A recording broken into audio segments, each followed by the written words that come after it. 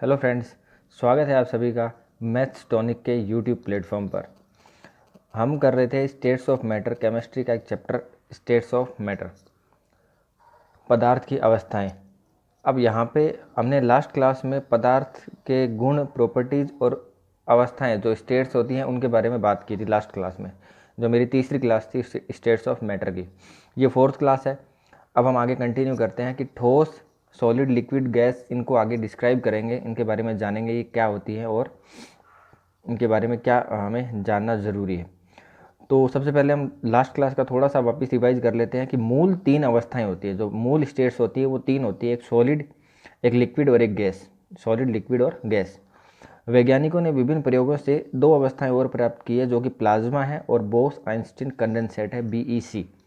तो अगर क्वेश्चन आता है पदार्थ की कुल कितनी अवस्थाएं हैं, टोटल कितनी स्टेट्स हैं, तो हम बोल देंगे टोटल स्टेट है वो 5 है। लेकिन अगर मूल बोला जाए, अगर मूल बोल दिया जाए तो कितनी हो जाएंगी? 3 हो जाएंगी। आपको ये बात ध्यान रखनी है। अब आगे देखते हैं ठोस अवस्था क्या होती है। सॉलिड स्टेट सबसे व्यवस्थित अवस्था है ये, ठीक है ना। सबसे मोस्ट अरेंज्ड स्टेट है ये, मोस्ट अरेंज्ड स्टेट। हिंदी में लिखा हुआ है बट मैं आपको कुछ जो इंपॉर्टेंट वर्ड हैं जो थोड़े से हार्ड हैं वो मैं इंग्लिश में आपको ट्रांसलेट कर दूंगा, ठीक है। तो कोई इश्यू नहीं होगा उसमें। अब देखो, अवयवी कण जो होते हैं, जो इनके बीच में जो पार्टिकल्स होते हैं वो अत्यधिक पास पास होते हैं, ठीक है ना। अत्यधिक पास पास होंगे, इसका मतलब इनके बीच में जो अंतर आणविक आकर्षण बल होगा वो क्या होगा? ज़्यादा होगा। मतलब इंट्रा मोलिकुलर अट्रैक्शन फोर्स वो होगा, ज़्यादा होगा, ठीक है ना। आयतन और आकार निश्चित होगा, क्योंकि इंट्रा मोलिकुलर आकर्षण बल बहुत ज़्यादा प्रबल होने के कारण आयतन तो इनका निश्चित होता ही होता है, आकार भी इनका क्या होता है? निश्चित होता है। एक ही साइज में रहती हैं ये, एक ही इनकी शेप होती है, ठीक है। ये एसएमपीडी होती हैं। एसएमपीडी मतलब नॉन कंप्रेसिबल होती है। नॉन कंप्रेसिबल का मतलब अगर हम इन पर प्रेशर लगाएं, दाब लगाने पर इनकी अवस्था में परिवर्तन नहीं हो सकता। हाँ, थोड़ी बहुत हो सकता है, साइज़ में आप परिवर्तन कर दें, छोटा बड़ा, या फिर आप जैसे रबर को आप अगर थोड़ा सा अगर आप उसको खींचते हैं या फिर उसको प्रेस करते हैं तो हो सकता है थोड़ी देर के लिए उसमें स्टेट में परिवर्तन आ जाए, ठीक ना। साइज़ में परिवर्तन आ जाए, सॉरी, साइज़ में परिवर्तन आ सकता है पर उसकी अवस्था में परिवर्तन नहीं हो सकता। मतलब वो सॉलिड से लिक्विड में या गैस में परिवर्तित नहीं हो सकता। इसका मतलब ये क्या होती है? नॉन कंप्रेसिबल होती हैं, ओके। बहने का गुण नहीं है इनमें, सॉलिड में बहने का गुण नहीं होता। लेकिन अपवाद है कांच, क्योंकि ये अति शीतल द्रव होता है, सुपर कूल्ड लिक्विड होता है। आपने देखा होगा विंडो में जब हम ग्लासेज और कांच और लगते हैं तो ये बहुत टाइम बाद में, 5 साल 10 साल बाद में हमें पता लगता है कि ऊपर से जब हम उन कांच को आप ऑब्जर्व करेंगे, ऊपर से पतले और नीचे से क्या होंगे? मोटे होंगे। क्योंकि कारण क्या है? क्योंकि ये सुपर कूल्ड लिक्विड है, इस वजह से इनमें बहने का गुण पाया जाता है। इस वजह से ये ऊपर से क्या हो जाते हैं? ऊपर से नीचे की ओर मूव करते हैं और नीचे मोटे हो जाते हैं, ऊपर की ओर पतले रहते हैं। तो बहने का गुण है, बहने का गुण नहीं है, लेकिन एक अपवाद है इसमें, कांच, जिसमें बहने का गुण पाया जाता है। उदाहरण इसके हो सकते हैं लकड़ी, पत्थर, बर्फ़, कपूर आदि बहुत सारी चीज़ें हो सकती है, पेन, रजिस्टर, है ना, अपन मेज़, कुछ भी ले सकते हैं सॉलिड में। अब बात करते हैं लिक्विड। अच्छा, दो स्टेटमेंट और हैं। देखिए, प्रकृति में जो ज्ञात पदार्थों में सर्वाधिक कठोर जो धातु अपन बोल सकते हैं, धातु तो नहीं, हीरा एक नॉन मेटल है। प्रकृति में पदार्थों में जो भी पदार्थ पाए जाते हैं उसमें सर्वाधिक कठोर अगर हम बोलें तो वो क्या है? हीरा। धातु अधातु की बात नहीं की गई है। जो पदार्थ हैं, जो भी मैटर्स हैं, उनमें अगर सबसे कठोर बोला जाए तो हीरा है। हीरा आपको पता है विद्युत का और ऊर्जा का, एनर्जी और इलेक्ट्रिसिटी का क्या है? कुछ चालक होता है ना। दोनों ही चीज़ों से क्या होता है? ये मतलब प्रवाहित नहीं होती है इसके अंदर से। ये क्या होता है? इलेक्ट्रिकली न्यूट्रल होता है। अब देखिए, सामान्यतः धातुएं, और ये सबसे कठोर धातु है और इसका गलनांक आपको पता है बहुत उच्च होता है। गलनांक हीरे का बहुत ही उच्च होता है, ठीक है। सामान्यतः धातुएं कमरे के ताप पर क्या होती है? ठोस अवस्था में पाई जाती हैं। जितनी भी धातुएं हैं वो कमरे के ताप पर, रूम टेम्परेचर पर अपने पास में सॉलिड स्टेट में पाई जाएंगी, ज़्यादातर धातुएं, ठीक है। मरकरी एक अपवाद है, जो कि धातु होने के बावजूद लिक्विड स्टेट में पाई जाती है, मरकरी, ठीक है ना। बाकी सारी धातुएं सामान्यतः, मतलब मोस्टली जितनी भी धातुएं हैं, मेटल्स हैं, वो रूम टेम्परेचर आपको सॉलिड अवस्था में, सॉलिड स्टेट में पाई जाएगी। अब बात करते हैं द्रव अवस्था की। प्रकृति की इस अवस्था को अंतर आणविक आकर्षण बल का मान, पदार्थ की इस अवस्था में अंतर आणविक आकर्षण बल का मान ठोसों की अपेक्षा कम होगा। ठोसों की अवस्था कम होगा, इंट्रा मोलिकुलर अट्रैक्शन फोर्स। इसका मतलब इसके जो कण होंगे, पार्टिकल्स होंगे, वो सॉलिड स्टेट की बजाय लिक्विड में थोड़े से दूर दूर पे होंगे, बट अगर हम गैसियस स्टेट से कंपेयर करें तो अपेक्षाकृत पास पास में होंगे, ठीक है ना, इन दोनों की बात करें तो। लेकिन सॉलिड स्टेट से हम कहेंगे कि इसमें इंट्रामोलिकुलर अट्रैक्शन फोर्स कम होता है और अवयवी कण कुछ दूर दूर होते हैं। इस अवस्था में आयतन निश्चित होता है। आयतन इसका क्या है, निश्चित है, लेकिन साइज जो आकार होगा वो अनिश्चित होगा, क्योंकि लिक्विड को अगर हम ग्लास में डालेंगे तो ग्लास जैसे शेप का हो जाएगा, और अगर हम किसी और चीज़ में डालेंगे, प्लेट में डालेंगे तो प्लेट जैसी आकार का हो जाएगा, साइज का हो जाएगा। द्रव असंपीड्य होते हैं, द्रव भी असंपीड्य होते हैं, ठीक है, नॉन कंप्रेसिबल होते हैं। दाब लगाने पर इनमें परिवर्तन नहीं किया जा सकता स्टेट में। द्रवों में बहने का गुण होता है, जैसे कि जल, शहद, एल्कोहल, ठीक है। अब बात करते हैं शांतता का, जो कि गुण द्रवों का एक बहुत ही इम्पोर्टेंट प्रॉपर्टी है शांतता। तो शांतता को इंग्लिश में हम बोल सकते हैं विस्कोसिटी, विस्कोसिटी बोलते हैं इंग्लिश में। तो द्रवों के बहने का गुण का जो विरोध है, द्रवों के बहने के गुण का विरोध अथवा द्रव की सतह का समतल के साथ जो घर्षण है उसको शांतता कहते हैं। मतलब ये शांतता हम बोल सकते हैं कि ये प्रॉपर्टी है वो जो द्रवों के बहने के गुण का विरोध करती है। मतलब जितना ज़्यादा बहने का गुण का विरोध कैसे होगा, घर्षण ज़्यादा होगा तो वही क्या होगा, बहने का गुण का विरोध होगा। जितना हम घर्षण कम कर देंगे उतना स्पीड बढ़ जाएगी ना, फ्लो करने की स्पीड क्या बढ़ जाएगी, लेकिन जितना घर्षण ज़्यादा होगा उतना ही स्पीड कम हो जाएगी। तो द्रवों में बहने के गुण का विरोध करती है शांतता। जितना ज़्यादा घर्षण होगा उतनी ज़्यादा क्या होगी, शांतता होगी, ठीक है। और ये बोल सकते हैं कि प्लेन द्रव की सतह, लिक्विड की जो सरफेस है और जो प्लेन की सरफेस है, इन दोनों के बीच में जो घर्षण होता है वो होती है, उसको हम बोलते हैं शांतता। और वो जितना ज़्यादा होगा उतना ज़्यादा ही हम बोलेंगे, जितना ज़्यादा घर्षण उतना ज़्यादा ही हम बोल सकते हैं उस लिक्विड की विस्कोसिटी होगी। जैसे कि शहद और पानी, ये दो हम लेते हैं, शहद, पानी, और एक और ले सकते हैं, अब आगे आ भी जाएगा। देखिए पहले शहद और पानी में नॉर्मली कंपेयर कर लेते हैं। तो शहद और पानी को अगर हम मान लो प्लेन पे रखते हैं और कुछ इंक्लाइन करते हैं उस प्लेन को, और शहद और पानी को हम एक साथ ऊपर से डालते हैं, तो शहद धीरे धीरे फ्लो करता है जबकि पानी तुरंत से नीचे आ जाएगा। इसका मतलब शहद ज़्यादा घर्षण है, शहद का अपनी सरफेस के साथ, प्लेन के साथ ज़्यादा घर्षण है, ज़्यादा, ठीक है ना। तो इस वजह से शहद का हम बोलेंगे कि विस्कोसिटी क्या है, ज़्यादा है इन कंपेयर टू वाटर, ठीक है। हनी की क्या ज़्यादा है विस्कोसिटी वाटर से, ओके। पेट्रोल, पानी और शहद के लिए शांतता का क्रम देखिए। तो शहद का घटता क्रम अगर देखें तो शहद में विस्कोसिटी सबसे ज़्यादा है, पानी में उससे कम है, और पेट्रोल उससे भी क्या होता है, कम डेंस होता है, ठीक है ना। तो इसमें और भी कम होगी। और अगर बढ़ता हुआ क्रम देखें तो पेट्रोल में सबसे कम, फिर पानी में उससे ज़्यादा, और शहद में विस्कोसिटी सबसे ज़्यादा होगी। पानी और पेट्रोल में अगर आपको कन्फ्यूज़न हो रही है तो देख लेना, पेट्रोल पानी से भी ज़्यादा क्या है, लाइट होता है, ठीक है। तो पेट्रोल का कम हो जाएगा। घर्षण ज़्यादा, अगर घर्षण ज़्यादा होता है तो वेग होगा कम। आपको पता है अगर हम मान लो कि फ्रिक्शन अगर हम बढ़ा देते हैं, फ्रिक्शन क्या होता है, किसी सरफेस का बढ़ जाता है तो उस पर जो मूव करने की स्पीड होगी वो क्या हो जाएगी, कम हो जाएगी, वेलोसिटी कम हो जाएगी, स्पीड कम हो जाएगी। और अगर घर्षण ज़्यादा है तो शांतता ज़्यादा होगी, और घर्षण ज़्यादा है तो शांतता ज़्यादा होगी, लेकिन स्पीड अगर कम होगी, ठीक है ना। शहद की स्पीड कम थी पानी के कंपैरिजन में, इसलिए शहद की शांतता ज़्यादा आती है। तो स्पीड कम, वेग कम, तो शांतता ज़्यादा। अब देखिए अगला एक क्वेश्चन दे रखा है, द्रव अवस्था में पाई जाने वाली अधातु कौन सी है। तो क्लोरीन, फ्लोरीन, पारा और ब्रोमीन। द्रव अवस्था में अधातु अगर कोई द्रव अवस्था में पाई जाती है तो ब्रोमीन है। अगर धातु कोई द्रव अवस्था में पाई जाए तो आप बोलोगे मरकरी, ठीक है ना, Hg, मरकरी, इसको आप बोलोगे मरकरी, ठीक है। मरकरी एक ऐसी धातु है जो रूम टेम्परेचर पर, ऐसी धातु है, मेटल है जो रूम टेम्परेचर पर लिक्विड स्टेट में पाई जाती है। और अगर अधातु की बात करते हैं तो आप याद रखिए ब्रोमीन, क्या है, ब्रोमीन है जो कि लिक्विड में पाई जाती है, लिक्विड स्टेट में। द्रव अवस्था में पाई जाने वाली धातु, तो यहाँ पे अब क्वेश्चन देखिए, लिथियम, सोडियम, फ्रेंशियम और नन ऑफ दीज। तो यहाँ पे मरकरी नहीं दे रखा है ऑप्शन में, मरकरी यहाँ पे नहीं दे रखा है, ज़्यादातर क्वेश्चंस में दिया हुआ होता है, लेकिन इसमें नहीं दिया हुआ, ठीक है ना। तो अगर, क्योंकि यहाँ पे क्या है कि ये क्वेश्चन कंफ्यूज करने के लिए कि सब यहाँ पे मरकरी का ऑप्शन ढूंढा जाएगा, लेकिन मरकरी ऑप्शन में है नहीं। तो यहाँ पे आंसर क्या होगा, फ्रेंशियम होगा, ठीक है ना। रेडियो एक्टिव मेटल है, ठीक है ना, ध्यान रखिए।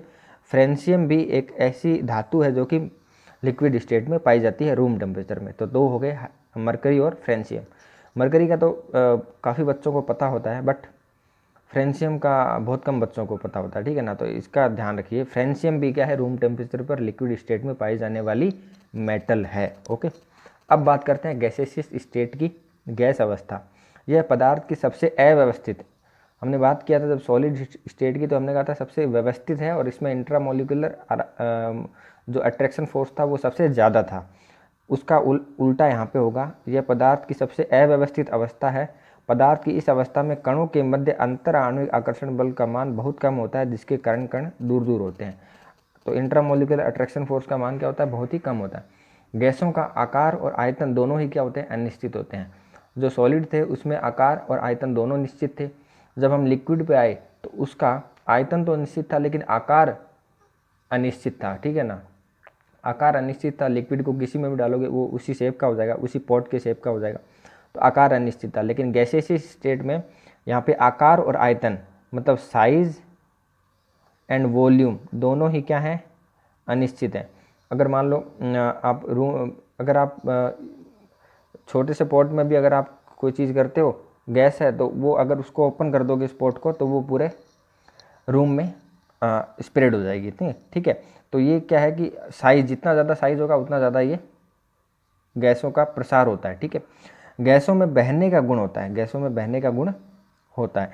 गैस संपीड्य होती है, दोनों बाकी चीज़ें दोनों असंपीड्य थी, ठीक है। दाब लगाने पर परिवर्तन नहीं हो रहा था, यहाँ दाब लगाने पर परिवर्तन होता है। क्योंकि आपने देखा होगा जो हमारे घरों में लिक्विड पेट्रोलियम गैस एलपीजी आती है, वो लिक्विड पेट्रोलियम गैस होती है, ठीक है ना। लेकिन वो लिक्विड में होती है, मतलब गैस को हमने दाब लगा के उसको कन्वर्ट कर दिया लिक्विड में, ठीक है ना। तो इस वजह से उसको एलपीजी बोलते हैं, ठीक है ना। पेट्रोलियम गैसों का संपीड़न करके इन्हें द्रव अवस्था में लाते हैं। पेट्रोलियम गैसों का संपीड़न करके उसको क्या कर किसी स्टेट में, लिक्विड स्टेट में लाते हैं।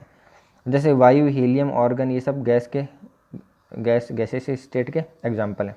प्रकृति में सर्वाधिक मात्रा में पाई जाने वाली अवस्था जो है वो गैस है। प्रकृति में अगर क्वेश्चन आ जाए, नेचर में कौन सी सबसे ज़्यादा है, तो सबसे ज़्यादा गैस है। अब हम बात करते हैं बाकी की जो दो खोजी गई हैं लेटेस्ट, उनकी बात करते हैं। प्लाज्मा जो चौथी अवस्था है। अगर आपको बोले पहली अवस्था क्या है, दूसरी क्या है, तो वो आप नहीं बता सकते। पहली आप सॉलिड बोलोगे तो गलत होगा वो, क्योंकि सॉलिड, लिक्विड और गैस, इनमें से कौन सी पहले खोजी गई थी, किसके बारे में पहले जानकारी हुई, ये पता नहीं है, ठीक है ना। तो फर्स्ट, सेकंड, थर्ड आपसे नहीं पूछा जाएगा। चौथी अवस्था अगर पूछा जाए तो प्लाज्मा है, और पांचवी पूछा जाए तो बीईसी, बोस आइंस्टीन कंडेंसेट है। तो प्लाज्मा की बात करते हैं। ये पदार्थ की फोर्थ अवस्था है। खोज की थी विलियम क्रूक्स ने। ग्रीक भाषा के प्लाज्मिक शब्द से प्लाज्मा शब्द की उत्पत्ति हुई है। प्लाज्मिक का तात्पर्य होता है चमकता हुआ पदार्थ, ठीक है। और खोज किसने की है, विलियम क्रूक्स ने। ओके, नामकरण दिया है इसका, जो नाम दिया प्लाज्मा, वो एरविन लेग्यूम्यूर ने दी थी, ठीक है ना। लेग्यूम्यूर ने दिया है, ठीक है, नाम इसका। और ब्रह्मांड में यही अवस्था सर्वाधिक पाई जाती है। ब्रह्मांड की बात कर ले तो सबसे ज़्यादा प्लाज्मा पाई जाती है। तारों में जो होती है, तारों में जो एनर्जी का सोर्स है, ठीक है ना, जो चमकता है तारा, वो वहाँ पे प्लाज्मा स्टेट पाई जाती है, ठीक है ना। तारों में या फिर ग्रहों में बोल सकते हैं, ठीक है, प्लाज्मा होती है। तो सबसे ज़्यादा अगर हम बोला जाए तो प्लाज्मा है ब्रह्मांड में। अगर प्रकृति में बोला जाए तो सबसे ज़्यादा गैसेस स्टेट है। यह पदार्थ की एकमात्र ऐसी अवस्था है जिसमें आयन और इलेक्ट्रॉन एक दूसरे से स्वतंत्र रहते हैं। आयन और इलेक्ट्रॉन दोनों एक दूसरे से स्वतंत्र रहते हैं। पदार्थ की यह अवस्था आसानी से विद्युत के सुचालन को दर्शाती है। आसानी से क्या करती है, विद्युत के सुचालन को दर्शाती है। आजकल तो प्लाज्मा टीवी भी आने लगे हैं, तो उसके अंदर प्लाज्मा ही यही स्टेट होती है, ठीक है ना, प्लाज्मा स्टेट होती है। तो ये सुचालन को, ठीक है ना, कंडक्टिविटी को शो करती है। कंडक्टिविटी को ये अपने ये स्टेट है वो शो करती है। ओके, अब बात करते हैं फिफ्थ जो है बोस आइंस्टीन कंडेंसेट। ये पांचवी स्टेट है। इस अवस्था की भविष्यवाणी श्रीमान प्रोफेसर सत्येंद्र नाथ बोस ने, किसने की थी, सत्येंद्र नाथ बोस ने, इसी नाम बोस पढ़ा, बोस आइंस्टीन कंडेंसेट ने आइंस्टीन की द्रव्यमान एनर्जी, ठीक है ना, मास एनर्जी इक्वेशन के आधार पर की थी। मास एनर्जी इक्वेशन क्या है, मास एनर्जी इक्वेशन है E is equal to M C square, E is equal to M C square. ये आइंस्टीन की कौन सी है, मास एनर्जी इक्वेशन। उन्होंने बताया कि यदि किसी गैस को परम शून्य तापमान पर, अब इस अवस्था को जैसे प्लाज्मा तो हम बोल सकते हैं कि स्टार्स में होती है, प्लेनेट्स में हो सकती है, स्टार में तो होती है, कुछ प्लेनेट में पाई जाती है, और जो आजकल टीवी और आती है तो प्लाज्मा टीवी और आती है तो वहाँ पे भी ये स्टेट पाई जाती है। लेकिन बोस आइंस्टीन कंडेंसेट है, ये हमें नॉर्मली प्रकृति या ब्रह्मांड में नहीं मिलती है।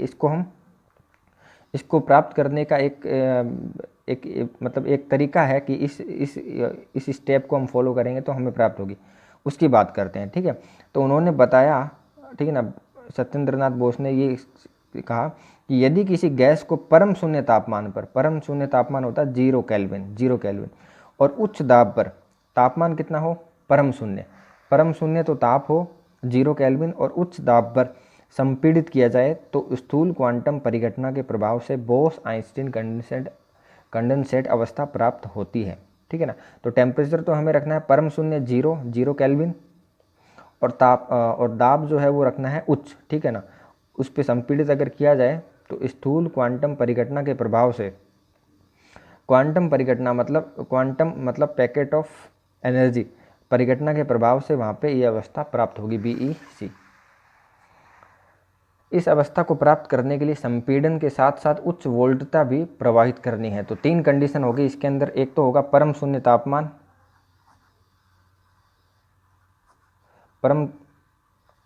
परम शून्य तापमान चाहिए जिसको हम बोले 0 केल्विन। ठीक है, इसके साथ साथ में हमें चाहिए दाब लगाना है, उच्च दाब, मतलब संपीड़ित करना है,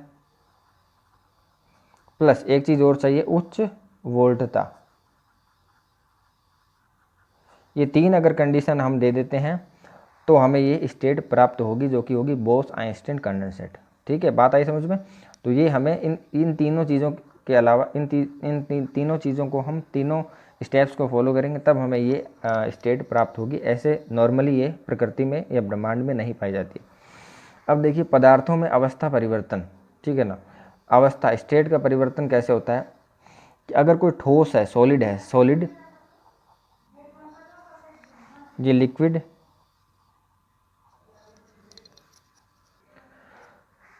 हाँ जी, तो देखिए ये सॉलिड, लिक्विड और ये गैस है। ठीक है, सॉलिड से अगर लिक्विड में कन्वर्जन होता है तो उसको बोला जाता है मेल्टिंग या गलन बोला जाता है। सॉलिड से लिक्विड में परिवर्तन जो हो गया, ठीक है, गलन, मेल्टिंग। और लिक्विड से ठोस में होगा तो उसको बोलेंगे सॉलिडिफिकेशन। ठीक है ना, सॉलिडिफिकेशन। द्रव्य से अगर गैस में कन्वर्जन हो गया तो वाष्पन बोलेंगे। ठीक है ना, आपके पास आप पानी गर्म कर रहे हो, वाटर पॉट में गर्म कर रहे हो, तो उस समय जो वाष्प होती है वो ऊपर वाली प्लेट पे बूंदों के रूप में इकट्ठी हो जाती है। तो ये क्या हो रहा है, लिक्विड का पहले क्या हुआ, गैस बनी। ठीक है ना, और उसके बाद में गैस जब आपने ऊपर प्लेट रख दी तो वो बूंदों के रूप में वापस क्या हो गया, उसका कंडेंसेशन हो गया। 2 चीज़ें हुई है उसके अंदर, द्रव्य से जो गैस बनी, ठीक है ना, गैस के रूप में ऊपर जा रही है, वो वाष्पन है, वेपोराइजेशन। और जब आपने ऊपर प्लेट रख दी तो गैस वापस क्या हो गई, टकराने की वजह से कंडेंसेट हुई और वापस लिक्विड में आ गई। तो ये दोनों आपको पता लग गया होगा, नॉर्मली यूज भी करते हैं, वेपोराइजेशन एंड कंडेंसेशन। ये मेल्टिंग और ये सॉलिडिफिकेशन, ये भी आपको पता है। अब ये जो चीज़ है ये अलग है, डिफरेंट है। देखिए सॉलिड भी लिक्विड में डायरेक्ट, सॉलिड लिक्विड में तो होता ही है, लिक्विड गैस में भी होती है, लेकिन सॉलिड डायरेक्ट क्या होता है, गैस में कन्वर्ट हो सकता है, जिसको बोलते हैं ऊर्ध्वपातन या सब्लिमेशन। सब्लिमेशन ये तो हुआ सॉलिड का गैस में कन्वर्जन। जैसे कि कपूर, आयोडीन, कपूर को जब हम जलाते हैं, बर्न करते हैं, तो डायरेक्ट वो गैस में आ जाता है। ये आयोडीन हो गया, नौसादर जिसको अमोनियम क्लोराइड बोलते हैं, NH4Cl। ठीक है, या नेफ्थलीन, कपूर, आयोडीन, नौसादर और नेफ्थलीन ये ऊर्ध्वपातन दिखाते हैं, शो करते हैं। इसमें डायरेक्ट लिक्विड स्टेट नहीं आती है, ठोस से डायरेक्ट गैस में कन्वर्ट हो जाते हैं। कुछ गैस से भी सीधे सॉलिड में हो जाएंगे। ठीक है ना, गैस से डायरेक्ट सॉलिड में, गैसेस स्टेट से सीधा लिक्विड नहीं आएगी, सीधी सॉलिड स्टेट में।